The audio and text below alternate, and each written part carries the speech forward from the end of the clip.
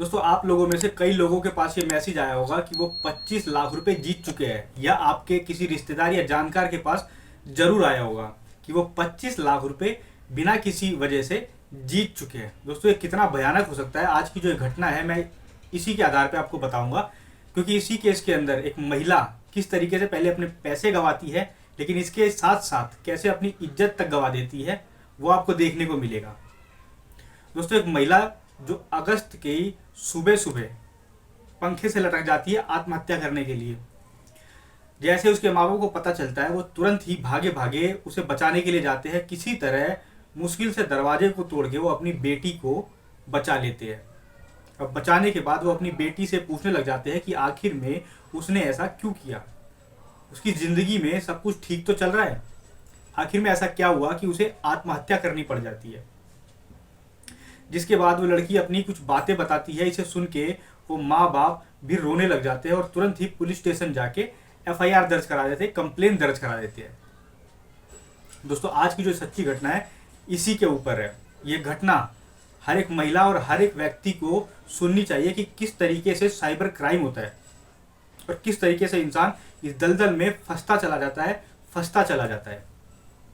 इससे पहले नमस्कार दोस्तों, मेरा नाम अरविंद है और आप देख रहे हैं मेरा चैनल द रियल स्टोरी। दोस्तों अगर आप मेरे चैनल पे नए हैं तो प्लीज़ मेरे चैनल को सब्सक्राइब कर लीजिए, नोटिफिकेशन बेल को ऑन कर लीजिए, वीडियो को लाइक और शेयर कर दीजिए। दोस्तों आज की जो सच्ची घटना है उत्तर प्रदेश का एक जिला है कौशाम्बी, और इसी जिले में एक थाना क्षेत्र है जिसका नाम है कोखराज, और इसी थाने क्षेत्र के अधीन एक गाँव है। ये घटना इसी गाँव की है। दरअसल होता ही है कि एक लड़की जो शादीशुदा होती है वो अपने ससुराल में होती है और अपने पति से लड़ाई झगड़े की वजह से अपने माता पिता के पास आके रहने लग जाती है, और वो वहीं से अपने माता पिता के घर से कुछ बिजनेस करना चाहती थी, कुछ काम स्टार्ट करना चाहती थी, कुछ बनना चाहती थी। उसके पास लगभग 50-1,000 रुपये पड़े होते हैं, लेकिन वो उसके बिजनेस के लिए पूरे नहीं होते हैं। इसके लिए वो कुछ जॉब सर्च करती है, वो काम सर्च करती है और ये भी सर्च करती है कि कौन से बिजनेस को कम पैसे में स्टार्ट किया जा सकता है, लेकिन उसको वो बिजनेस आइडिया नहीं आ रहा होता है। इसी बीच में इस महिला के फ़ोन पे एक दिन एक मैसेज आ जाता है, और मैसेज में उसे 25 लाख रुपए जीतने का ऑफर होता है कि वो 25 लाख रुपए जीत चुकी है, और एक नंबर दिया होता है, उसमें कहा होता है कि वो इस नंबर पे फ़ोन करके संपर्क करे। वो महिला खुश हो जाती है, उसकी तो जैसे लॉटरी लग जाती है, उसे लगता है कि भगवान उसकी मदद कर रहे हैं। वो तुरंत ही उस नंबर पे फ़ोन लगा देती है। जैसे ही वो उस नंबर पे फ़ोन लगाती है, अपना नाम बताती है, वो सामने वाला लड़का उससे कहता है कि बधाई हो, आप 25 लाख रुपए जीत चुकी है। ये बात सुन के वो लड़की खुश हो जाती है और उससे ये पूछती है कि किस तरीके से वो इस पैसे को पा सकती है, उसे क्या करना होगा। वो लड़का इससे कहता है कि बस उसे कुछ डॉक्यूमेंट दिखाने होंगे, जिसमें उसका आधार कार्ड, पैन कार्ड, बैंक की डिटेल और 2 फोटोएं मांगता है। इसके साथ साथ वो उस महिला से कहता है कि उसे लगभग 27,000 रुपये रजिस्ट्रेशन फीस देनी होगी। महिला ये सोचती है कि 25 लाख के सामने 27,000 रुपये कौन सी बड़ी रकम है, और वो उसके द्वारा दिए अकाउंट में उस 27,000 रुपये को तुरंत ही भिजवा देती है। चूंकि उस महिला के पास 50,000 रुपये होते हैं, वो महिला ये सोच रही होती है कि जब वो पैसे उसके पास आ जाएंगे तो वो अपने माता पिता को सरप्राइज देगी, लेकिन वो महिला ये नहीं समझ पाती कि आखिर में वो अब फंस रही है। 2 दिन बीत जाते हैं, लेकिन इस महिला के अकाउंट में कोई भी पैसा नहीं आता है। महिला को अब थोड़ी परेशानी और टेंशन होने लग जाती है। महिला उसी फ़ोन पे दोबारा से फ़ोन करती है और वो लड़का फ़ोन उठाता है।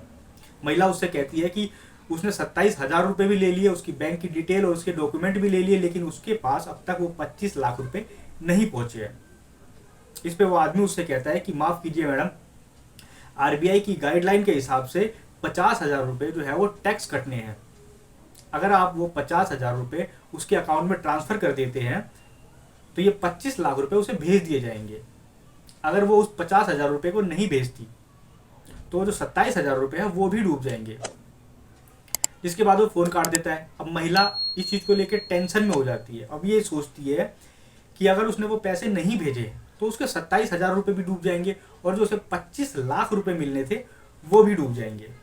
महिला के पास कुछ पैसे पड़े होते हैं, और इसके अलावा अपने यार दोस्तों से पैसे उधार ले लेती है, और उधार लेके उसे 50,000 रुपये फिर से भेज देती है। और अब वो इंतज़ार करने लग जाती है अपने 25 लाख रुपये आने का, लेकिन वो 25 लाख रुपए उस महिला के पास फिर भी नहीं आते हैं। महिला फिर से उसी नंबर पे फ़ोन करती है, लड़का फ़ोन उठाता है और महिला उससे अपने 25 लाख रुपए के बारे में बोलती है। लेकिन लड़का बातों को घुमाने लग जाता है और ऐसे ही घुमाते घुमाते लगभग 2 लाख रुपए वो उस महिला से ऐंठ लेता है। जब तक महिला को समझ आता है तब तक काफ़ी देर हो चुकी होती है। महिला लगभग 1.5 लाख रुपए बाहर से उधार ले चुकी होती है। अब महिला बड़ी टेंशन में हो जाती है, उसे फ़ोन करती है और उसके आगे रोती गिड़गिड़ाती है कि उसके 2 लाख रुपए उसे वापस कर दे, क्योंकि वो अपने माता पिता के पास रहती है। बड़ी मुश्किल से उसने 50,000 रुपये इकट्ठा किए थे और अब 1.5 लाख रुपए उसके ऊपर कर्जा हो चुका है। वो कहती है कि उसे अब वो 25 लाख रुपए नहीं चाहिए, बस उसके 2 लाख रुपए उसे वापस कर दो। लेकिन क्रिमिनल क्रिमिनल होता है, वो ये समझ जाता है कि अब ये बुरी तरह फंस चुकी है और इसका जैसे मर्जी वैसे इस्तेमाल किया जा सकता है। इसके लिए वो उस महिला के सामने एक प्रश्न रखता है और उससे कहता है कि वो उसके 2 लाख रुपए दे देगा, लेकिन उसे एक छोटा सा काम करना होगा। महिला उससे पूछती है कि आखिर में उसे क्या काम करना होगा, जिसमें वो कहता है कि उसे अपनी एक न्यूड वीडियो उसे सेंड करनी होगी। इस बात को सुन के महिला गुस्सा हो जाती है, उसे उल्टा सीधा बोलने लग जाती है। जिसके बाद वो लड़का उससे कहता है कि मैडम अगर आपने ये नहीं किया तो आपके 2 लाख रुपए नहीं आएंगे, आप भूल जाइए 2 लाख रुपए को। महिला टेंशन में हो जाती है और लगभग 2 से 3 दिन सोचने के बाद वो अपनी वीडियो को भेज देती है। यानी कि पहले महिला के 2 लाख रुपए गए होते हैं और अब उसकी इज्जत भी चली गई होती है। जिसके बाद ये मैसेज जो है उस लड़के के पास पहुंचता है और लड़का तुरंत ही इस महिला को फ़ोन कर देता है और फ़ोन करने के बाद अब इससे 10 लाख रुपए की डिमांड करता है और साथ ही साथ ये कहता है कि अगर उसने वो पैसा नहीं भेजा तो वो इस वीडियो को वायरल कर देगा। जिसके बाद उसकी इज्जत बिल्कुल भी नहीं बचेगी, कहीं की नहीं रहेगी, उसके माता पिता मुंह दिखाने के लायक नहीं रहेंगे। महिला अब इस चीज़ को सुनने के बाद सदमे में आ जाती है। वो ये सोचती है कि अगर उसने पैसा नहीं दिया तो ये वीडियो वायरल हो जाएगी और जिसके बाद उसका और उसके माता पिता का क्या होगा। अब ये महिला अपने ही घर में चोरी करने के बारे में सोचती है और रात में अपने माता पिता के जो गहने होते हैं, जो पैसे होते हैं, उन्हें बेच बाच के उसे 6 लाख रुपए दे देती है और उससे अपनी वीडियो डिलीट करने के लिए बोलती है। लेकिन क्रिमिनल ऐसा नहीं करता, उसे और पैसा चाहिए होता है और उसका इस्तेमाल करना चाहता था। यह महिला बुरी तरह फंस चुकी थी। वो फिर से उसे ब्लैकमेल करता है और कुछ पैसे फिर मांगता है, लेकिन महिला ये समझ चुकी होती है कि अब वो बुरी तरह फंस चुकी है। पहले वो पैसे गंवा चुकी थी, अब अपनी इज्जत गंवा चुकी थी।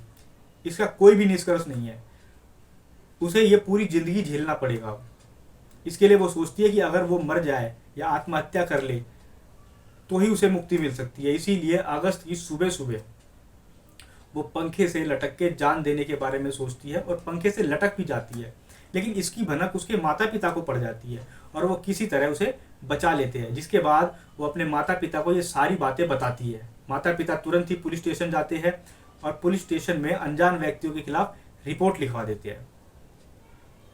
दोस्तों, ये घटना आपको सुनाने का सिर्फ इतना ही उद्देश्य है कि आप सतर्क हो जाए, सावधान हो जाए और किसी भी व्यक्ति को अपनी पर्सनल डिटेल, प्राइवेट डिटेल बिल्कुल भी ना दे। फ़ोन पे तो बिल्कुल भी ना दे। दोस्तों, इस केस के अंदर किस प्रकार से एक महिला का पहले पैसे लिए जाते हैं और फिर उसकी वीडियो भी ले ली जाती है उसे ब्लैकमेल कर करके। दोस्तों, आज के समय में आपको ये समझना पड़ेगा कि कोई भी व्यक्ति फ्री में किसी को भी पैसे नहीं देता है और 25 लाख रुपए सवाल ही पैदा नहीं होता है। कोई व्यक्ति अपना बुखार देने को तैयार नहीं होता फ्री में, आपको पैसे कौन देगा। दोस्तों, एक घटना हमें बहुत कुछ सिखाती है और इस घटना से सीखने की भी ज़रूरत है। इसीलिए सावधान हो जाए, सतर्क हो जाए। अगर किसी अपने के साथ ऐसा हो रहा हो और आपको पता हो तो प्लीज़ उसे बचाए और उसे समझाए कि उसके साथ कितना बुरा हो सकता है। खासकर ये महिलाओं को जानने की बहुत ज़रूरत है, क्योंकि इस केस में महिला के साथ ही काफ़ी बुरा हुआ है। मिलते हैं किसी और कहानी के साथ। नमस्कार।